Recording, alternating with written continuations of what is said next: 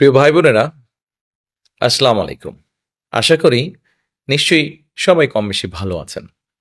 আজকে আপনাদের সামনে আমি আমার একটি বিষয় নিয়ে পরিকল্পনার কথা তুলে ধরতে চাই।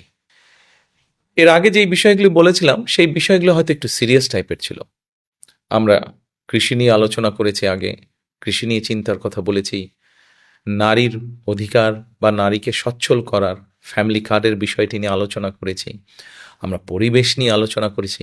তবে আজকে একটা ইন্টারেস্টিং বিষয় নিয়ে আলোচনা করতে চাই আপনাদের সামনে, বা চিন্তা ভাবনাগুলো শেয়ার করতে চাই। কি সেই চিন্তা ভাবনাটি? সেই চিন্তা ভাবনাটি হচ্ছে এটার সাথে জড়িত কারা।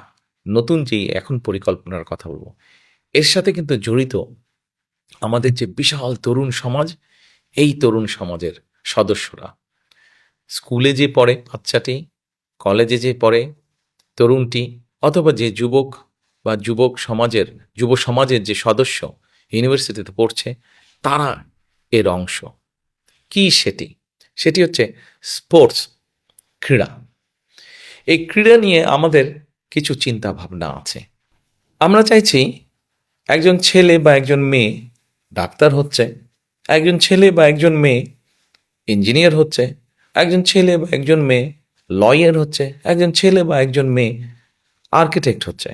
তাহলে কেন স্কুলের ছেলে বা মেয়ে, কেন কলেজের একজন ছেলে বা মেয়ে, কেন ইউনিভার্সিটির একজন ছেলে বা মেয়ে স্পোর্টসম্যান বা স্পোর্টস ওমেন হতে পারবে না?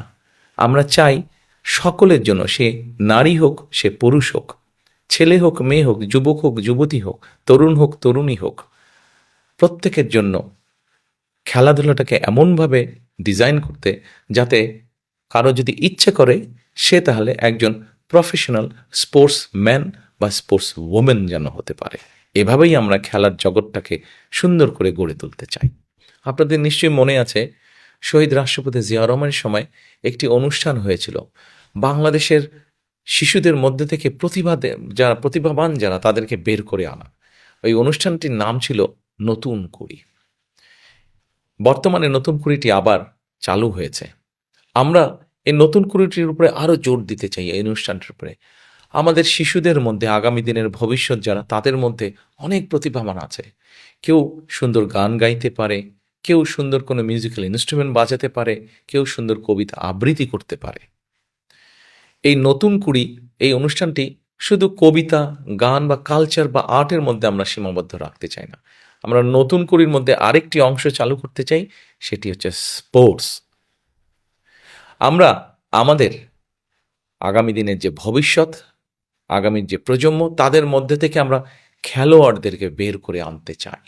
আমরা আজকের যে শিশু, আজকের যে ভালো খেলোয়াড়, হয়তো একটা ছেলে বা একটা মেয়ে ভালো ফুটবল খেলে, কেন সে প্রফেশনাল খেলোয়াড় হতে পারবে না?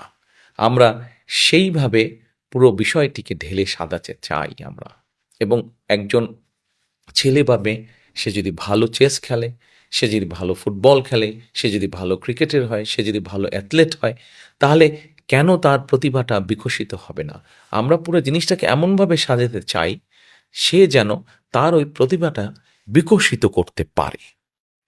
আমরা সেজন্যই স্কুল পর্যায়ে আমরা ক্লাস 4-5 থেকে আমরা যেটি করতে চাচ্ছি, যে আমরা আপনাদের অর্থাৎ জনগণের সমর্থন নিয়ে আগামীতে ইনশাল্লাহ সরকার গঠনে সক্ষম হলে, এই যে 12ই ফেব্রুয়ারি ভোট, এই ভোটে আমরা সরকার গঠন করতে পারলে আমরা শিক্ষা ব্যবস্থার মধ্যে এই ক্রীড়াটাকে নিয়ে আসতে চাই। ক্লাস 4 বা 5 থেকে আমরা এই খেলাধুলাটাকে কম্পালসারি করে দিতে চাই।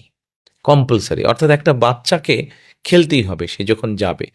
সরকার থেকে আমরা কিছু খেলা, যেই খেলাগুলোতে আমাদের দেশের ছেলেমেয়েরা ভালো করতে পারে, সেই খেলাগুলোকে আমরা কম্পালসারি করে দিব, যাতে করে একটা বাচ্চা যদি ফুটবল পছন্দ করে, যদি সে ডিফেন্সে খেলে, তাহলে তাকে আমরা ওভাবেই ছোটবেলা থেকে বড় করব, যাতে সে যত বড় হতে থাকবে সে ওই ডিফেন্সে খেলবে এবং সেখান থেকে সে ভালো করতে থাকবে এবং সেখান থেকে সে ভালো প্র্যাকটিস করতে পারবে।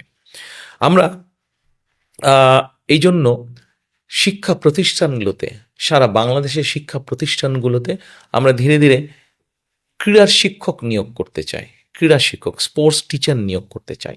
এই স্পোর্টস টিচাররা শুধু যে একটা সাবজেক্টের স্পোর্টস টিচার থাকবে তা না, কয়েকটি সাবজেক্ট।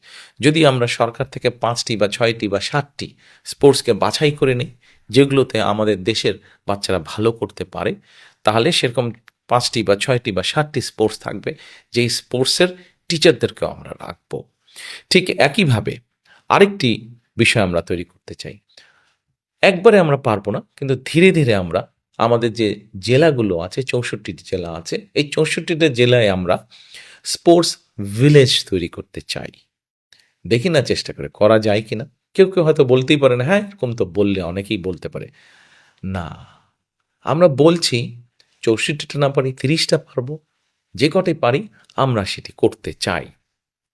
এবার আসুন, আপনাদের নিশ্চয়ই যারা খেলাধুলার সাথে আপনারা বেশি খবর রাখেন খেলাধুলার, নিশ্চয়ই আপনারা জানেন যে আমাদের দেশের সন্তানেরা অলিম্পিকে যাচ্ছে, প্যারাঅলিম্পিকেও যাচ্ছে, এবং প্যারাঅলিম্পিকে কিন্তু আমাদের ছেলেমেয়েরা অনেক ভালো করছে। কিন্তু সেজন্য যারা শারীরিকভাবে কিছুটা প্রতিবন্ধকতার সম্মুখীন, আমরা যারা একদম সুস্থ সবল, তাদের জন্য যেরকম ব্যবস্থা করতে চাই, ঠিক একইভাবে যারা শারীরিকভাবে কিছুটা প্রতিবন্ধকতার সম্মুখীন, তাদের ভেতরেও যারা খেলাধুলায় ভালো করতে চান, তাদের মধ্যে বিভিন্ন খেলাধুলায় ক্রীড়ায় অংশগ্রহণ করতে চান, তারাও যাতে সুযোগ থেকে বঞ্চিত না হন, তারও আমাদের চিন্তাভাবনা আছে, সেটারও আমরা ব্যবস্থা করতে চাই। ভবিষ্যতে ইনশাল্লাহ পৃথিবীর বিভিন্ন ইন্টারন্যাশনাল স্পোর্টস ইভেন্টগুলোতে আমাদের ছেলেমেয়েরা যাবে, তারা মেডেল নিয়ে দেশে ফিরে আসবে, প্রত্যেকেই যাতে সম্মান বয়ে নিয়ে আসতে পারে দেশের জন্য, এটিই হবে আমাদের চিন্তা ভাবনা। অর্থাৎ আমরা যেটি করতে চাইছি, আমরা খেলাকে একটি অন্যতম পেশা হিসাবে গড়ে তুলতে চাইছি।